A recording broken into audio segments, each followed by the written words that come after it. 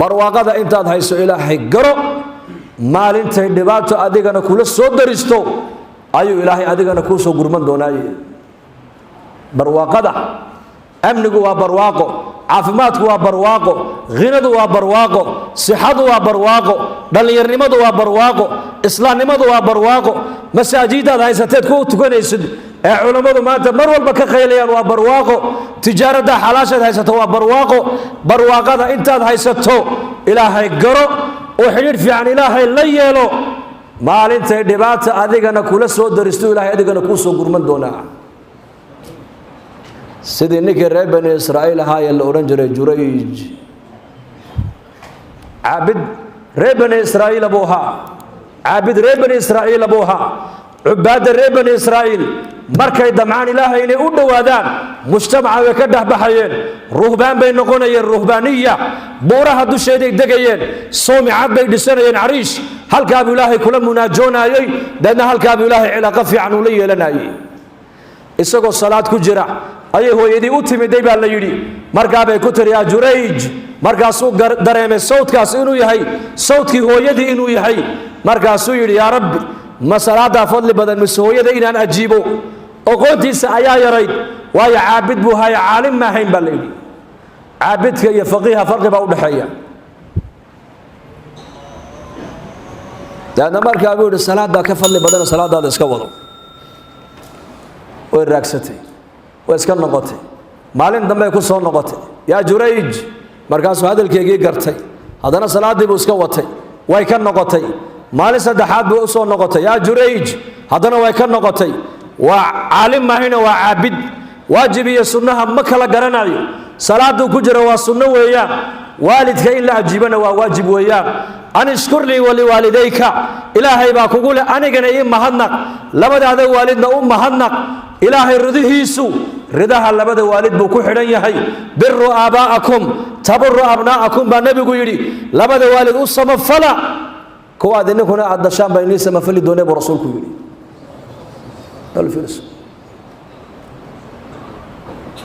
salaada sunnada iyo baaqa waalidka inuu ajiiba yahay liqillati cilmihi ayuu yidhi salaada ka khayr badan salaadii buu iska watay way ka noqoto habaar bay dusha ka saarto waxay tidhi ilaahow inankayga ha iga dilin adoo naagaha xunxun ka horkeenoo ku fidnaya mooyaane habaar waalidna hoostaa ma dhaafay tiraa soomaalidu reer bani israa'iil baa maalin way isweydiiyeen ninkii Jurayj ahaa ummadiiba uu ka dhexbaxayo halkaasuu ilaahay ku caabudaayo weli ilaahay buu noqdayo tacalluq buu ilaahay la yeeshayo naagaha xunxun ee jidhkooga gadaahayd ayaad timidoo ku tiri anu haddaan u dhaqaaqo wadaadkaas waa fidnayn oo diintiisa waan ka kala daadin iyo ma kartid iyo waad arki doontaan bannaankii bay ugu timidee buur dusheeday ugu timidee keligii si walba way isku hordhigtay baa la yidhi waxay leedahay bal ha ku damco markaa bay ku leedahay Jurayjo waa labadeennoo keliye kaale waxaan doonaa samayno han ciyaarne walaakiin Jurayj imtixaan hooyo unbaa ku yar dhacay mooyaane qalbigiisa waxaa ka buuxda ilaahay cadamadiisa iyo ilaahay cabsidiisa taqwada waa cajiib taqwada Allah ina siiyo gaadhiga maxaa qabta gaadhiga bariga qabta Soomaa hadduu bilaa bariga noqdo ka warrama meel walba uu jiri dad badan oo muslimiina maxay macsiyada ugu dhacayaan laana taqwadoodiiba yaa noqoto daciif iimaanka culimadu iyay ka baxayaan sharax cajiiba waxay yidhahdeen xadhigga laydhka kooraanka laydhka waa laba silig weeyaan waa laba silig oo xaasow midna waa muujib midna waa saalib waa positive iyo negative iimaanka markay culimadu ay sharxeen waxay yidhaahdeen waa yaqiin iyo taqwad yaqiin waxaa la yidhaahdaa waa waxa taacadda ilaahay kuu kicinaya yaqiin la yidhaahdaa macruufka wanaagyada ilaahay ku faray waxa kugu istaajinaya waa yaqiinta weeyaan macaasidana waxa kaa qabanaya waa taqwada weeyaan marka gaariga waxa joojiye qabta waa maxay waa bariga faraamka Soomaa hadduu bilaa faraam noqdo ka warrama dukaankan uu jeedi war naga qabo gaariga waa bilaa faraam aqalkan uu jeedi war naga qabo gaariga waa bilaa faraam maanta ummaddu maxaan macsiyada ugu dhacaynaa xabeenta in la sheego dhaqan u noqotay maxay dhalinyaradu zinada ugu dhacayaan maxay dadku isku xamanayaan maxay dadku isku caayayaan muxuu ilmuhu labadiisa waalid caaq ugu noqday maxaa dadku khiyaanada iyo qishka ugu baayac mushtaraynayaan isagoo arkaya waxaanuu samaynaya inuu sharcigu ogolayn ayuu haddana ku dhacaya qofkii laana gaadhiga waa bilaa frame meel kasta uu galaya markaas idan ninkan Jurayj habaar waalidunbaa ku dhacay mooyaane laakiin alla ka cabsi baa qalbigiisa ku jira meel cidla cad isagoo jooga oy gabadh ugu timiday ku leedahay kaale ha waxaan doonaa isku samaynee ayuu leeyahay may aanu ilaahay baa ka baqayanaya ilaahay bay arkayo in maqlaya kolkay ka quus beeshay nin ari la joogay uu tagto kiiba ku dhacay ilma ayaa caloosheedii galay ilmihii bay dhashay magaalada la timid iyadoo ilmo wadata dadkii bay ku tiri ilmaha ninka iga dhalay ma taqaanaan maya noo sheeg Jurayj baa iga dhalay beetir sheekha iga dhalay beetir wal ciyaadu billah niga sheekha u haysataan ayaa ilmahan iska leh magaaladii oo guuraysa u timid miskiinka aqalkii baa laga soo saaray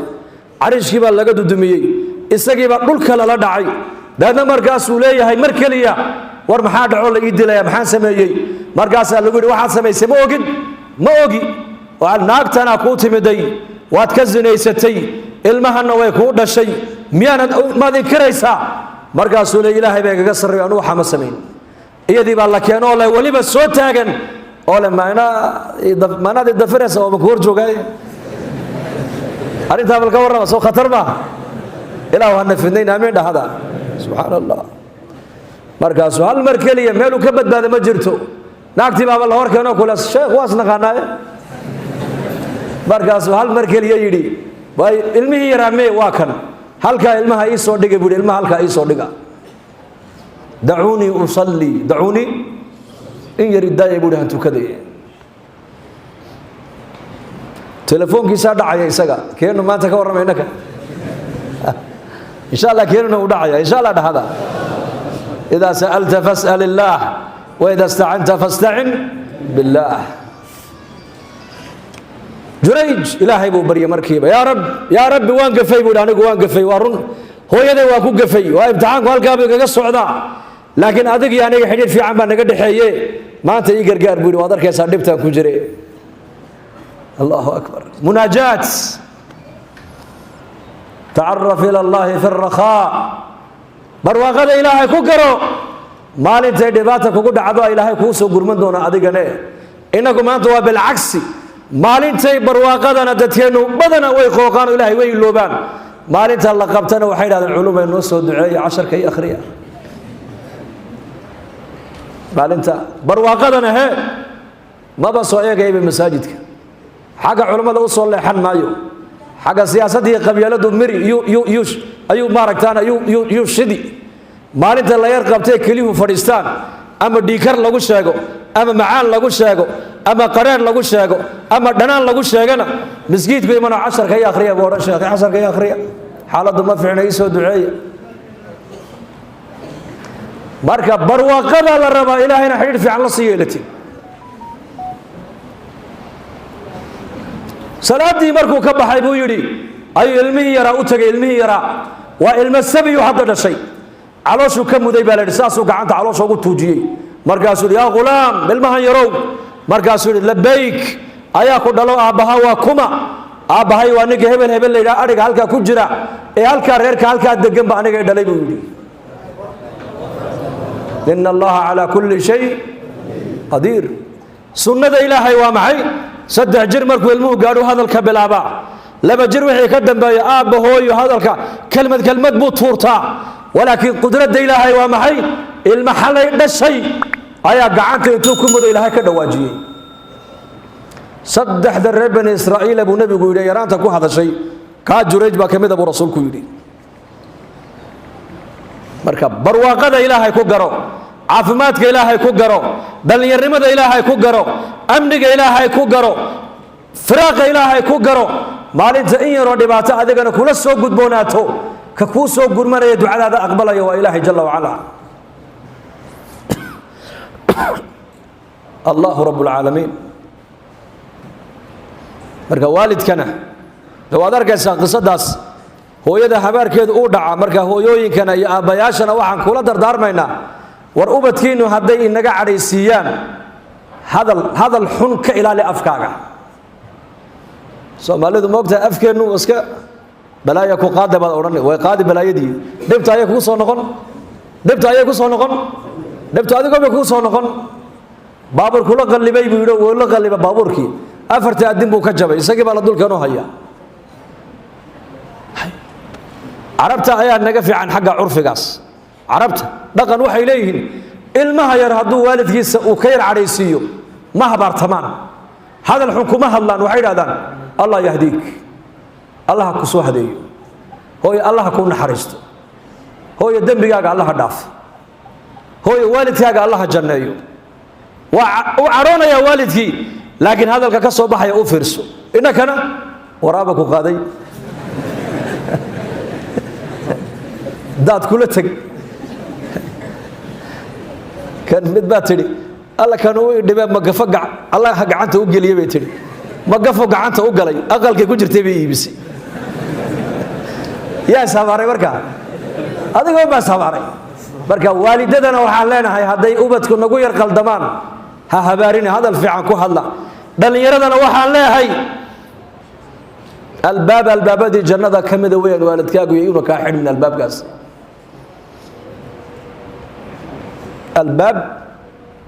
albaabada jannada kamida looga galo weeyaan waalidku intuuna ka xidhmin waalidkaaga urnoqo baari sidaad aakhira aad u mutaysataa albaabka inaad ka gashaa jannada Zubayr Urwata bin Zubayr buha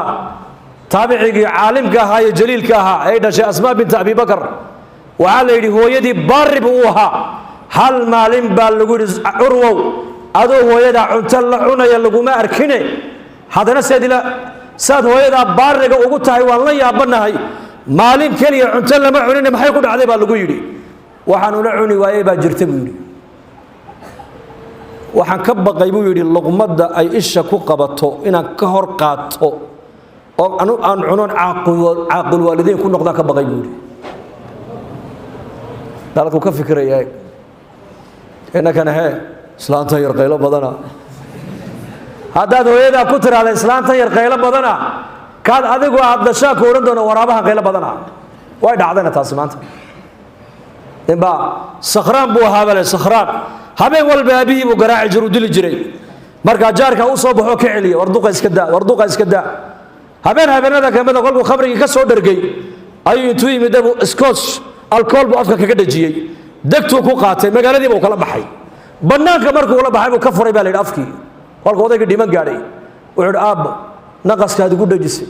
adiga maanta magaaladii igala soo baxay halkeed igu wadaa wuxuu yidhi qudha kaaga jarayaa buu yidhi maanta waa sakhraan markaasuu yidhi ma inaad dishaadii soo saaratay haa geedka hay dhaafinahu igu hoos dil buu ku yidhi geedkaas sakhraankii baa ku yidhi geedkan maxaad u dooratay ii sheeg wuxuu yidhi waa kii aniguna aabbahay aan hoostiisa ku dilay buu yidhi waa waxaan geystay sidaad waalidkaaga maanta aad u qabato ayaa adigana ilmahaagu ku qaban ogow Urwata bin Zubayr waxaan hooyaday cuntada ula cuni waayay luqmadda ay tamacday isha ku qabato inaan ka hor cuno oon caaqil waalidayn ku noqdaan ka baqay buu yidhi maalintay dhimatayna sida ilmaha yar buu u ooyey markaa baa lagu yidhi yaa Urwa asxaabu rasuulillaahi raggii waaweynaa baan weynuu naga dhintay umaan ooyine waa sabirnee maxaad hooyada aad ugu ooyeysaa baa lagu yidhi sidan wuxuu yidhi hooyo dhimashadeedu waa xaq lama ooyaya buu yidhi arrinkaas waxaan la ooyaa nin sheegi buu yidhi albaabadii jannada ka mida looga gelaayay ayaa iga xidhmay buu yidhi maanta oo iga xidhmoon la ooyayaa buu ka yidhi samafalka hooyaday aan u samafalayo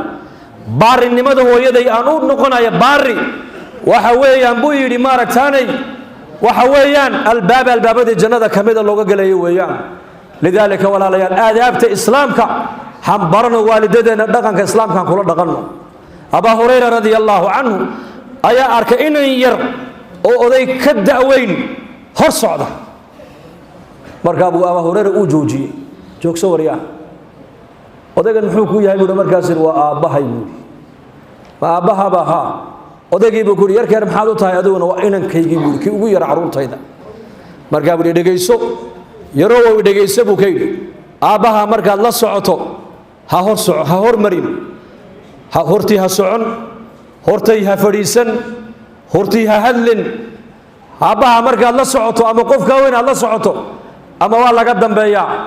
ama waa la hareer socdaa hadduu waalidkaagu meel uu damco inuu fadhiistana lama hor fadhiisto dad hadduu la hadlaayana hortii lama hadlo hadduu waalidkaagu kula hadlaayana lama eego wejigiisa dhulka la eegaa buhi dhulka aadaabtaasi dhaqanka islaamkaana baray buudhiye adiguna baro oo ilmahaagana u sheeg dadka kaleed aragtana u sii sheega buu ka yidhi akhlaaqda islaamku waa taas mar keliya unbaa qofka daada weyne waalidkaaga la hormari karaa hal mar keliya unbaa waalidka laga horeyn karaa bay culimmadu leeyihin waa markee waa marka waalidkaaga aad uga baqdo xagga hore cadow inuu kaga yimaado unbaa la hormari karaa bas abubakr sidiiq radia allaahu canhu isagii nebigu sal alla alay slam markay hijroonayeen dariiqa alhijri ay socdeen abubakar marna nebiga xagga horuu ka maraa marna xagga dambuu ka socdaa markaa buu nebigu ku yidhi ya abaabakar marna xagga horead iga martaa marna gadaal baad iga martaa ay sidee wax u jiraan xagga hore markaan kaaga baqana ee shikiyo een isiraada xagga hore bilow cadow kaga imayna waa ku hormaraa xagga dambe markaan kaaga baqana waa ku daba maraa buhi xagga dambaan kaa maraa qofka karaamada leh ee kaa da'da weyn leh hadduu caalim yahay hadduu waalidkaa yahay hadduu adeerkaa yahay hadduu qof kaa da'weyn yahayba aadaabta islaamku ayuu leeyahay kula dhaqma cali ibnu abi aalib buu inuu yimid wuxuu ku yidhi yaa amiira almu'miniin saaxib alciyaal baan ahay saaxib alciyaal reero badanna waan leeyahay maciishadiina waa igu adkaatee sidan yeelaa buu ka yidhi wuxuu yidhi lacallaka tanaamu bacda salaati alfajri buu ka yidhi markaasuu yidhi laa malaha salaada fajar marka laga baxo ayaad hurdada ku noqotaa markaasuu yidhi may lacallaka tamshi amaama man huwa akbaru minka sinan buu ka yidhi qof haddana kaa da'weyn markaad la socoto malaha waad hormartaa buu ka yidhi markaasuu yidhi may taana ma sameeya buu yidhi haddana markaad ducaysanaysid labadaada waalid ilaahay dembi dhaaf ma u weydiisaa markaasuu yidhi may taa ma sameeya buu yidhi ta maciishada ciriiriga kaa gelisa waa taase labadaada waalid mar kastoo ducaysanayso ugu ducee rabbana kfir lii waliwaalidaya walilmu'miniina yowma yaquumu lxisaab war halkaa inagu arsaaqadda ma ka raadinaa ya kama raadino waxaan ka raadinaa uun suuqa balaas ha layga helo suuqa meherad ha layga sameeyo asbaabta maciishada cidhiidhiga gelinaysa waa aadaabiyaadka xun weeyaan suu ladab maca allah qofku markuu ilaahay abuuray uu dhaqan aan fiicnin uu kula dhaqmo uu nebigiisii muxamed calayhi salaatu wasalaam dhaqan aan wanaagsanina marka uu kula dhaqmo labadiisa waalid iyo dadka waalidadiisana uu dhaqan wanaagsanin uu kula dhaqmo maciishadu qofkaas waxay ka galaysaa cidhiidhi nebigeennaa sheegoo yidhi man axaba an yubsata lahu fii risqihi wayunsa'a lahu fii atharihi falyasil raximahu baa nebigu yihi calayhi salaatu wasalaam qofka jecel buu nebigu yihi calayhi salaatu wasalaam in arsaaqada loo waasiciyo cimrigiisana loo dheereeyo qaraabadiisa ha xidhiidhya buu rasuulku yidhi maciishada in arsaaqadu ciriiriga kaaga baxda waa doonaysaa dukaankiibaa dukaan labaad ku dartay arsaaqadu ciriiri kaga bixi mayso bakhaar baad soo kordhisay arsaaqadu ciriiriga kaga bixi mayso asbaabta arsaaqada ciriiriga ka saaraysa nebigaa kuu sheegoo kule ninkii jecel in arsaaqada loo waasiciyo cimrigana loo dheereeyo qaraabadiisa ha xidhiidhya buu rasuulku yidhi صلة الرحم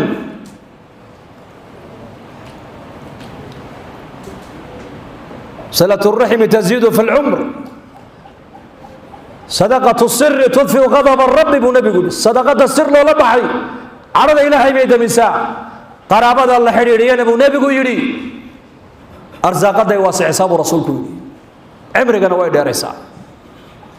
والله ماذا مات بني آدم كوائر رادين أيام arsaaqada in lagu waasiciyana waa jeceshahay cimrigaagu baraka inuu yeeshana waa jeceshahay cimriga barakadiisu maahin 50 sano ayaa konton lagugu darayaa hamoodin haddaad konton cimrigaagu uu yahay 150 sano qofkii adduunyada jiray nafcigu qaban lahaa ummadda u kordhin lahaa nafci lamidaad konton sano adiguna ku qabanaysaa weeyaan imaam nawawi baa kamid allah u naxariistay a'immatul huda culimada islaamka imaam nawawi dhowr iyo 40 jir buu ku dhintay laakiin cilmiga ummadda uga tagay intuu ummadda anfaa cilmigaas dhowr iyo 40 jir kutubtu sanifay baa la yiri qaar baa ilaa imika aanan la taabicin oo iska duugoobo sidii ku go'go'ay waa dhowr iyo 40 jir cilmigu qorayna uquusha bini aadamku xambaari mayso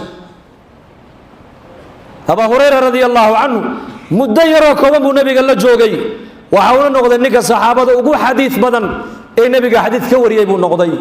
waliba waxa la yiri ma qori jirin baa la yiri isagu bal xifd xaafid buu ahaa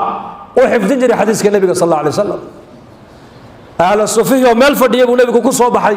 markaa buu nabigu dul yimid oo u istaagay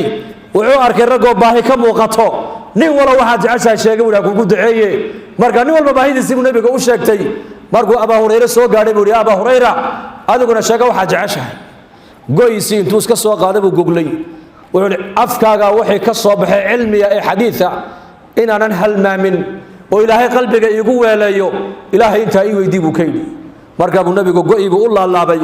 dadna wuxuu saxaabadii ku yiri sabaqakum qulama ad-dawsi qulamka reed dawsiya ayaa ducada ugu qeyb badnayd helay rasuulku yiri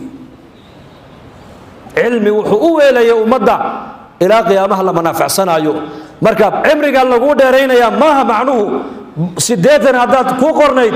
20 baa lagu daraya maaha bal hadaa 80 jir ahayd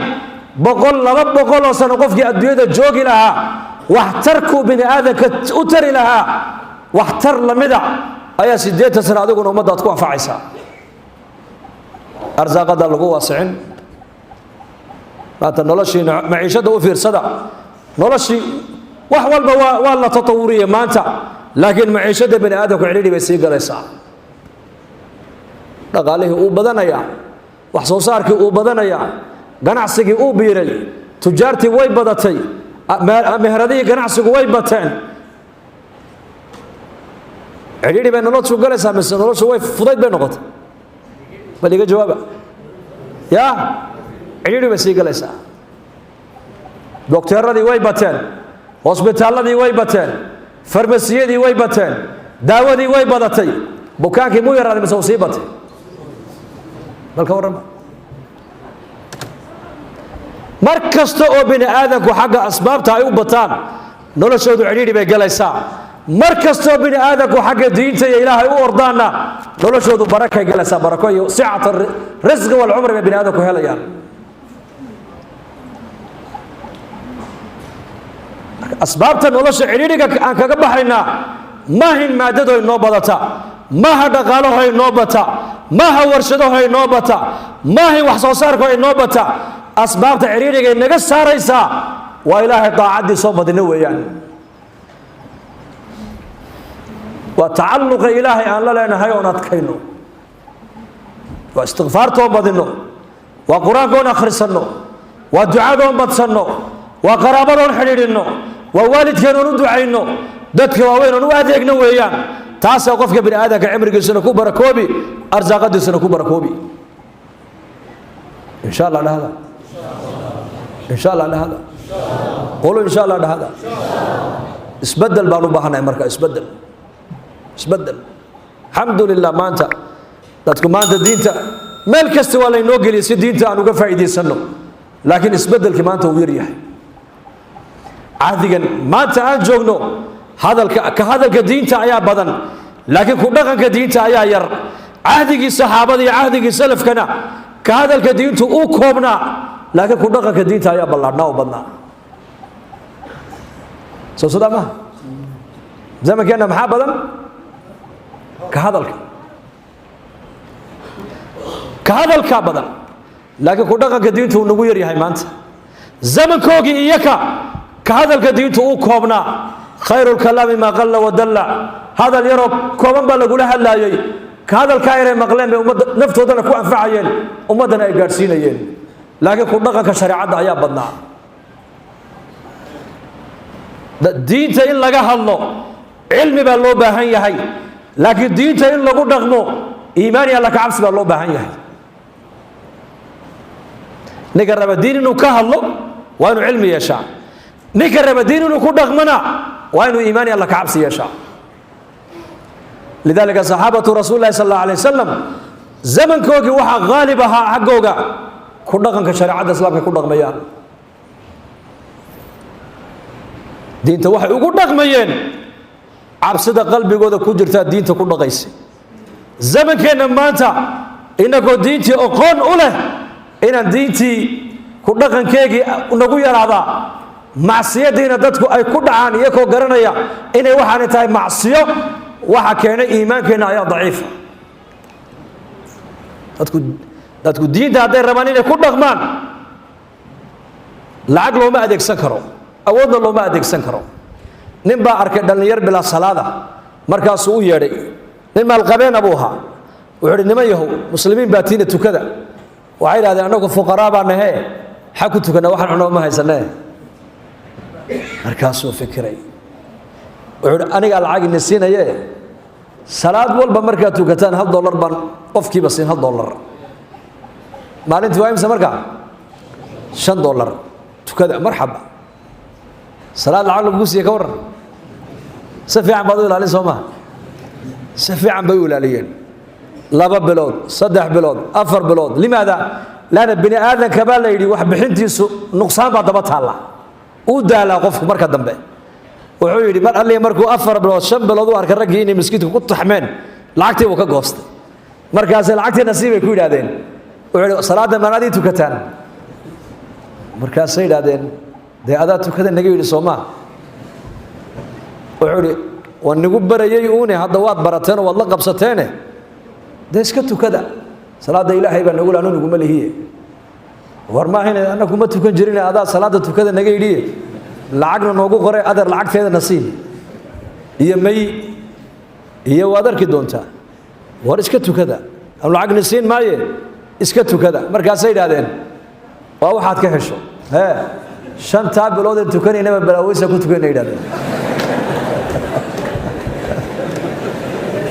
nabiga ku salliya 5 bilood oo ku dhanbay ku tukanayeen lacag bilaaweysa laakiin halkaa waxaan u soo qaatay qisadaas waa maxay u fiirso shariica islaamiya nabigeenu sallallahu alayhi wasallam markii ilaahay uu risaalada u soo dhiibay nabiga diinta halka uu ka bilaabay ummadda in iimaankooga la beero kalimatu taqwa in qulubtooda lagu taago saddex iyo toban sannadood maka laa ilaaha ila allah buu nabigu ummadda ugu yeedhayay towxiidka faclam annahu laa ilaaha ila allahu واستغفر لذنبك وللمؤمنين والمؤمنات والله يعلم متقلبكم ومثواكم فاعلم برا النبي قال له ادوغو برو قف كستا مسلم waxa uu leeyahay cilmiga baro cilmiguna uu kala horeeya waxa ugu horeysan cilmiga waa cilmi iimaan waa meesha imaam bukhari rahmatullahi alayhi kitaabka bukhariga markuu sanifayay waxa uu ka bilaabay kitaab iimaan buu ka bilaabay fa'lam annahu la ilaha illa allah waxa barata ila xaq lagu caabudaa kookan ma jiro hadduu jirana waa allahu rabbul aalamiin kaligii haddaad ilaahay aad garato weynigiisa amarkiisa inaad qaadataa markaa kuu dhib yaraan amarka ilaahay inaad fulisaa kuu dhib yaraan taa darteed diintan seeskaygu waa iimaan yaqiin cilmiga ummadda in laga dhiso caqliga laga dhiso qalbiga laga dhiso deedna markaa ummaddu si dhib yar ayay diinta ugu dhaqmi kartaa markaas lidaalika bay culimmadu leeyihiin war maanta dhulka inaan dhisno uma baahnin dadka inaan dhisnaan maanta uga baahi badannahay wax walba qaar baa koodna dalka ha la dhiso war dalka in la dhisa horeysa mise dadka in la dhiso yaa midkee muhiimay nila tahay sheekh mustafa ilaahay cimrigiisa ha barakeeye maalin dhaweyto mawduucaasuu ka hadlayay dalka in la dhiso waxa ka muhiimsan dadka in la dhiso nabi maxamed calayhi salaatu wasalaam asxaabu rasuulillaah geelay dhaqanayeen xoolahay dhaqanayeen beer bay falanayeen aqla cariishay galayeen uu karayay nebigu inuu khayraadka arlada u tilmaamo u soo saaro uu dhulka u dhiso uu karayay laakiin halkaa kama bilaabin nebigu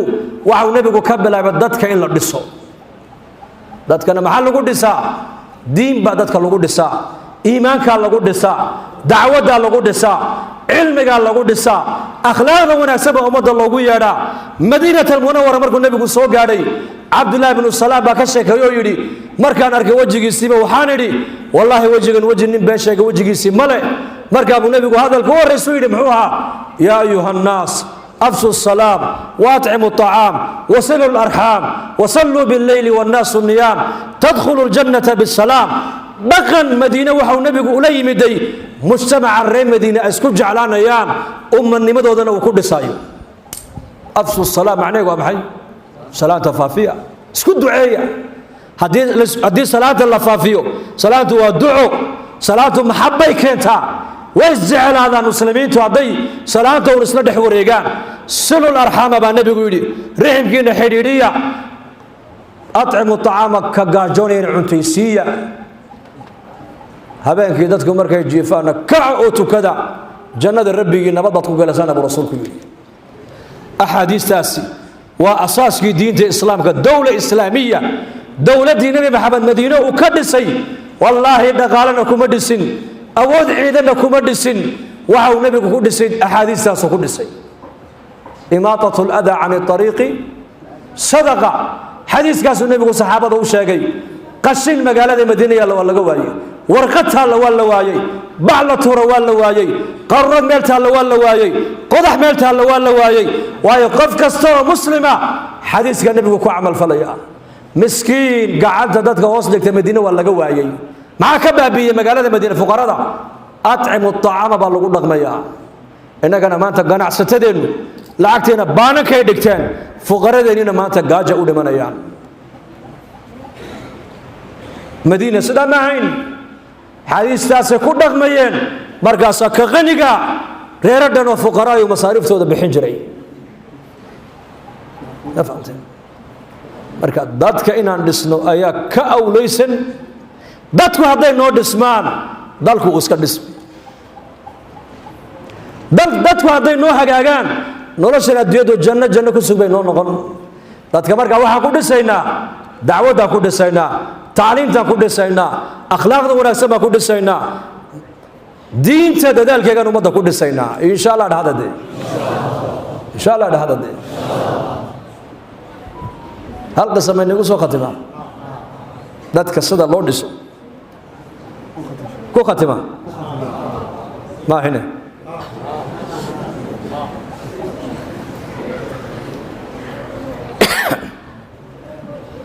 نن لو رجل بشر بن حارث وبشر الحافي معروف علماء هذه الأمة بكمدها قرن قل بعض أقل كيس وحال لقو سمين جري الرخص رقص لقو دانس جري lagu ciyaari jiray nin wadaada oo sheekh ayaa iridaysa soo taagay markaasuu ninkii bawaabkii albaabka taagnaa buu ku yidhi aqalkan ninka iska leh ma xor baa mise waa addoon bariga addoonka jiri jiray moogtahay markaa wuxuu u qaatay addoomihii kale markaasuu may waa sayid waaba isaga sayida buu yidhi waa xor waa sayid isaga addoommalo waa nin xor ah ila waa nin xore buu yidhi wax aqalkiisa sida loogu ciyaarayo وأرجع كليا وكذا بشر بن الحارث الحافي دشوا كأركيا وصار داعي نكى بواب كيف وتجو كيري ونك أدقي أول ماشى تاجنا أو دقائق محو كيري سؤال بيوديو حيقولي نكى أقل كان لقول داسة لقول عياره إسكاله محربة مسوانين الضانة ده معاد كتيري مركز كيري بيقول دوانين حرة ده مركز يقولي ها إلا واحد أقل كيس السلة لقول عياره إلا وصل واحد أقل قصة الله عياره بشر بن الحارث للما كذا توي حيري مي أنا مي بيقول حر بل أدون الله بنا هيبودي هذا كلمة ونك هيري أيا قلبي جيسا كل بعدي بالليلي وعقاقنا كما مسجدا عقاق بواقل كقصة بحو شيخي بيقول كذا بتج كمان نقول أقل كيسي بالليلي مساجد بو قلي تاب توبة نصوحا حلقات العلم جيبوا فريستي عالم من علماء الأمة الإسلامية بو نقضي بل وحكم النقضي مربيتي إمام أحمد بن حنبل رقي وحبري الصوت تربيدي بو كم النقضي maalin maalmaha kamid isaga laftigiisa waxa uu soo maray isagoo gaajoonaya oo maalmadan sidoo cilmiga u dhiganayay darsiga uu ku jiray ayaa calooshiiba iyo dhabarkiiba isku dhagay lacag yar buu haystaa wuxuu bal maanta magaalada tago ceeshir soo iibso suuqa markuu soo galay ayuu arkay magaci ilaahay allah warqada ku qoran tahay oo halka ma aragtaan masbalada meesha qashin qubka la yiraahdo xashiishku yaala dhex taala warqadii buu ka soo dhex qaaday bal bulaacadi saas uu ka soo saaray meel buu la yimiday biyo fiican oo taahira buu ku maydhay cadarlaha ayuu tagay lacagtu ugu talagalay inuu ceesh ku soo iibsado waa nin ahlu sufaa طالب العلم maalmadan aan waxba cunin intuu ka booday cunadiisii cadarlaha intuu tagay buu lacagtan baan haystaaye cadar yar igaga iibi buu in yaro inta goyso maxaad ka dhigi waxba ka dhigi adigu si uu ka soo qaatay cadarkii markaas warqadii buu hareeraha kaga shubay magaci ilaahay baa ku qoran ilaahay udgoon buu ka dhigay udgoon oo dhunkaday uu soo laalaabay meel fiican buu kana meeshii buu dhigay habeenkii buu seexday manam haatif baa ku yiri yaa bashar sidaad magacayga aad u udgoonaysiisay ayaan anaguna magacaaga ilaa qiyaamaha kor u qaadnay baa lagu yiri waa warqad magaci ilaahay ku qoran yahay imisa muslimiina maanta qalbigooda laa ilaaha illa allah baa ku qoran laakiin cid gacanta soo qabato masaajidda keenta markay waayeen istahwada calayhim ash-shaytaanu fa ansaahum dhikra allah haddii warqad la yidhi darajad baad ku heshay oo ilaa qiyaamaha kor baan ku qaadnay la yidhi muslimkaa dayacan haddaan gacanta soo qabanno oon masaajidda keenno oon cilmiga culummada ku soo xidhno oo salaada ku soo xidhno oo jamaca muslimiinta ku soo xidhno intee baa ilaahayna kana kor loo qaadayaa dacwadda iyo diinta dadaalkeega culummada kaliya ma saarnee dhammaanteen xil baa ina wada saarane xilkaa diineed ilaahay baa ina saaray oo nabi maxamed ummadiisii maadaama ilaahay naga dhigay diinta shaqadeeda waan u wada diranahe inaan diinta shaqadeeda u wada kacno wada niyooda insha allah dhahadade ijtimaaciina waa 23 sebtembar marka reer burco macaawan jamacadada qorqornaa mise ijtimaacan sugnaa يا اجتماعا نسوينا ساسو شيخ يقول صوما باذن الله سو دايما ميسان انكو غوغشيني وتو الى درتو سودا اورا ادويدا ما لو سودا مس لو فديا بل شيغا ganacsato malihin China tagta oo Dubai tagta oo Japan tagta oo India tagta oo Turkiya tagta malihin wayna yeelana ducaad caalamiya wayna yeelana sida ganacsatadeenu caalamiyiin u yihiin ayaa la rabaa reer burca ducaadooda culimadooda odayadoodu inay diinta dadaalkeega qaybta inigaga soo aadan inaad qaadataan baa la rabaa oo caalamka jamacada u kala dirtaan hal masjid oo Djibouti ku yaala ayaa haddaba aan ila hadlaayo jamaaca u diran Senegal oo soo hadleen xal kulanteen baa ku yiri waxaan ku baxnay tuulooyin waxaan ku baxnay dadka ku nool boqolkiiba boqol muslimiin ay yihiin boqolkiiba boqol muslimiin ay yihiin laakiin salaada ma tukadaan markaan in maxaa u tukan weydeena waxay yiraahdeen annaka awliyadeeda naga tukato lacag siinaa meedoon baa lacag intuu ka ururiyo kacbadu tagaa 2 bilood buu ku soo tukadaa salaada maka lagu tukado waa 100 kun oo salaadood ana inii soo tukaday iska naso buu ku yiraahdaa ma saaraysaa warkaas jamaacadu soo gudbinayaan markay dhulkii tageen oo yaabayin jamaacad kale u dirnay Ghana wada kale Ghana iyo Bena iyo Togo masaajidka gabadha waxay soo galeen surwaal gaaban wadata cabaayada masjidka u dhax taala masjidka ku dhax xidhani markay salaada tukatana way saar surwaal gaaban baa la baxaysaa waana muslimiin wariyada wala wadankeena saxwada islaamiga ee geeska Afrika ilaahayna siiyay ayadoo jasiirada al-arab maanta masaajidu xiran tahay oo dacwada iyo saxwada aan haysano culimadooda aynan haysano afka la qabtay ayaa ilaahay maanta inaka nicmada ayna siiyay maanta fursada ayaanan dayicine maanta haday gacanteena ku jirto waa suuragal in bari ka baxdee han ka qaniibaysano risaalada han qaadno oo caalamka umada dacwada han gaarsiino insha Allah dhahada جزاكم الله خير وبالله التوفيق. هذا وبالله التوفيق.